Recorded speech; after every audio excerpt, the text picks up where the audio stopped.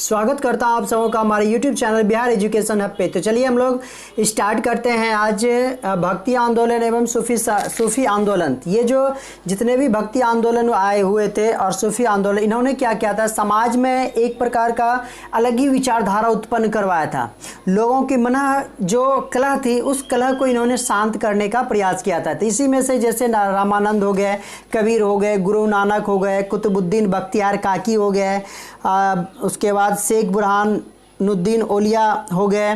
तो ये सब कुछ ऐसे आए जिन्होंने क्या किया एक प्रकार का समाज में अलग ही अपनी पहचान बनाई थी। और देखिए सूफी में जैसे यहाँ पे हम लोग सभी जानते हैं कि भारत जो है एक धर्मनिरपेक्ष राज्य है, यहाँ पे विभिन्न प्रकार के धर्म के लोग भी निवास करते हैं।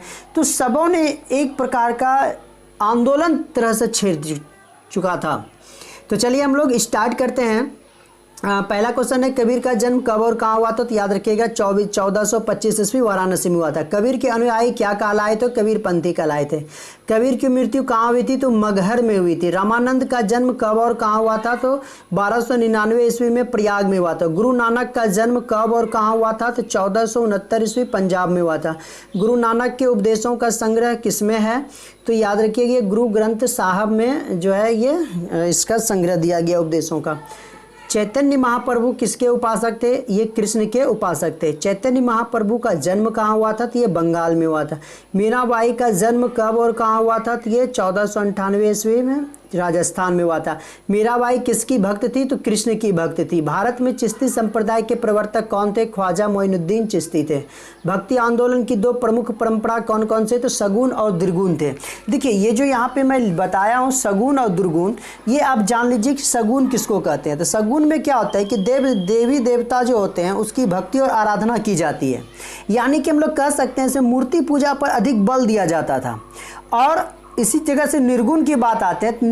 निर्गुण में होता है कि निराकार ईश्वर की उपासना की जाती है, यानी कि यहाँ पे जो है मूर्ति नहीं होती थी।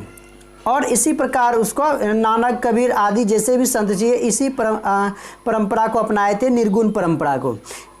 तो नेक्स्ट देखते हैं हम लोग आगे। क्वेश्चन है 13 नंबर में, उत्तर भारत में भक्ति आंदोलन को लोकप्रिय बनाने का श्रेय किसे जाता है? तो ये रामानंद थे।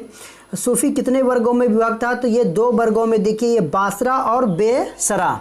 अब मैं यहाँ पे आपको बता देना चाहता हूँ कि बासरा क्या है। तो ये देखिए बासरा होता था जो इस्लाम के विधान को मानकर चलते थे, उसे बासरा कहा जाता था। और बेसरा वे ये कहा जाता था जो इस्लाम के विधान में बंधे हुए नहीं होते थे, मतलब उनके जो भी विधान होते थे उसको नहीं मानते थे। तो नेक्स्ट क्वेश्चन है, सुहरावर्दी सिलसिला का प्रवर्तक कौन थे? शहाबुद्दीन सुहरावर्दी थे।